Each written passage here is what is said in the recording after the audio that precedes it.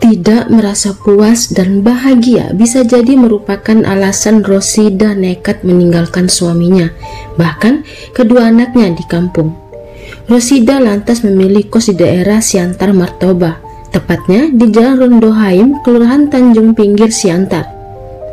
Hampir setahun di sana, ternyata Rosida menjalin hubungan asmara dengan pria lajang bernama Liharman. Padahal status hubungan pernikahan Rosida dan suaminya baru pisah ranjang. 1 tahun pacaran dengan Rosida membuat Liharman tak bisa jauh dari wanita beranak 2 itu. Bahkan keduanya menyewa kamar kos bersebelahan. Setiap hari bertemu dari pagi hingga malam tanpa batas, membuat Liharman merasa sudah memiliki Rosida sepenuhnya. Bagi Liharman, Rosida merupakan masa depannya. Bahkan pria lajang ini sudah memutuskan untuk menikahi Rosida tanpa lagi peduli dengan status pernikahan Rosida yang masih gantung dengan suaminya.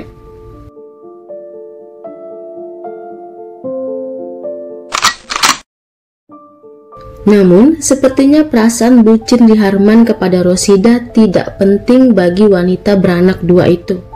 Sebab nyatanya, gelora cinta Rosida tidak hanya kepada Liharman saja. Mungkin bisa jadi karena statusnya, Rosida pun mencoba mencari-cari cinta mana yang terasa hangat untuk dirinya. Liarnya api cinta Rosida pada akhirnya diketahui Liharman, hingga petaka buruk itu pun mendatangi keduanya. Semua berawal di tanggal 10 Juli 2022. Dini hari itu, Liharman masih belum tidur. Lantas sekitaran jam 3 pagi, Liharman mendengar tetangga sebelah kamarnya yang tidak lain kekasihnya Rosida didatangi tamu. Dari dalam kamarnya, Liharman melihat jelas ada seorang pria masuk ke kamar kekasihnya itu. Ketika itu Liharman hanya bisa terdiam membeku. Lantaran batas kamar Liharman dan Rosida cuma dinding papan, maka Liharman bisa jelas mendengar suara pria yang tadi di dalam kamar Rosida. Setelah beberapa saat di dalam kamar, pria itu tak juga keluar. Hingga Liharman pada akhirnya harus mendengar nafas antara Rosida dan pria yang tadi berkejar-kejaran. Tak kuasa menerima kenyataan yang menyakitkan itu, Liharman hanya bisa menangis di dalam kamarnya. Singkat cerita, Rosida malam itu mengajak menginap pria lain di dalam kamarnya. Entah memang sengaja atau Rosida tak tahu jika Liharman ada di kosnya.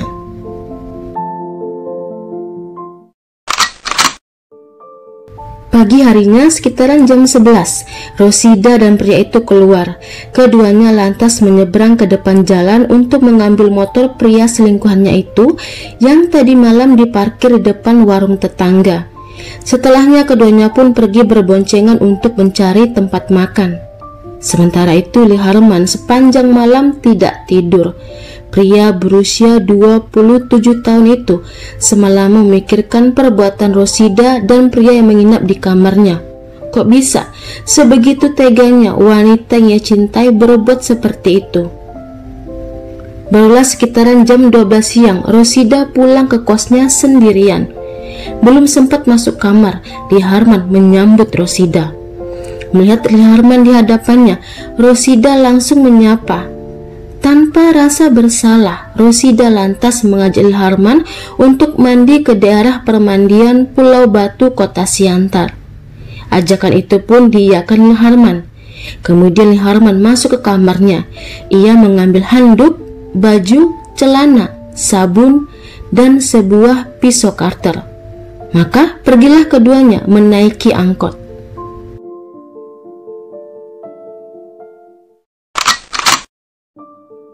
Sekitaran jam 1 siang keduanya pun sampai ke lokasi pemandian. Namun untuk sampai ke titik tempat pemandian keduanya harus berjalan lagi masuk ke dalam. Saat perjalanan menuju titik pemandian, Liharman sempat berbicara mengenai rencana pernikahan mereka. Sepertinya Liharman masih mencintai Rosida yang meskipun tadi malam sudah menyakitin hatinya. Awal-awalnya saat ditanyai perihal rencana pernikahan mereka, Rosida hanya diam saja. Namun, tiba-tiba Rosida mengamuk. Wanita yang masih berstatus istri orang ini mengatakan pada Lee Harman agar tak usah mengatur-ngatur hidupnya. Terserah dirinya lah mau menikah dengan siapa. Konyolnya, saat itu Rosida lantas menampar kepala Lee Harman yang ketika itu sedang dalam posisi jongkok menyimak omongan Rosida. Bahkan bukan hanya memukul saja, Rosida juga sanggup berkata-kata kotor pada Lee Harman. Lee Harman pun tak terima. Ia lantas berdiri dan spontan menjambak rambut Rosida. Rosida pun melawan. Ia gigit jempol jari sebelah kanan Lee Harman. Lee Harman yang kesakitan kembali menarik kepala Rosida. Maka lepaslah ia dari gigitan Rosida. Lantas seketika itu jugalah Lee Harman menyerang leher Rosida. Rosida pun lemas jatuh ke tanah. Di menit inilah Lee Harman lantas lepas kendali, di mana ia mengambil sajam yang tadi ia bawa dan kemudian menyerang leher Rosida 3 kali. Bahkan sajamnya itu sempat patah. Belum puas, Lee Harman pun mengambil ranting dan batang pohon. Maka dengan ranting dan batang pohon itulah Lee Harman pun memuaskan rasa sakit hatinya pada Rosida. Beberapa saat kemudian Rosida pun meninggal di hadapan Lee Harman. Setelahnya Lee Harman mengumpulkan dedaunan yang ada di sana dan kemudian menyelimuti jasad kekasihnya itu. Namun kaki sebelah kanan Rosida masih terlihat sedikit. Barulah sekitar jam 2 siang Lee Harman pergi meninggalkan Rosida di sana.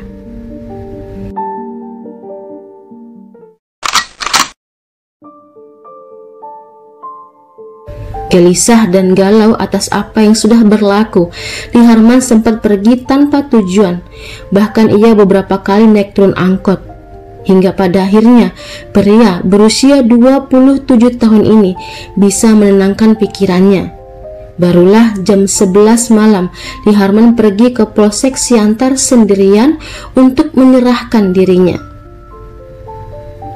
Kejadian pembunuhan Rosida tentunya membuat heboh warga Siantar, terlebih keluarga Rosida sendiri, di mana pihak keluarga meminta agar pelaku dihukum mati. Sekedar tambahan, saat persidangan berlangsung di Pengadilan Negeri Pemantang Siantar, keluarga korban berteriak mencaci maki dengan kata-kata kotor kepada Lee Harman. Barulah di tanggal 1 Desember 2022, Hakim Pengadilan Negeri Pemantang Siantar yang bertugas saat itu memvonis Lee Harman penjara selama 18 tahun.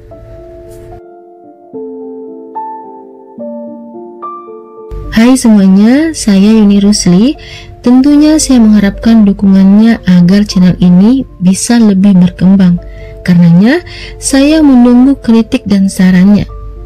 Kalau begitu, sampai di sini dulu kisah dan cerita kali ini. Terima kasih sudah menonton. Sampai ketemu di kisah dan cerita lainnya.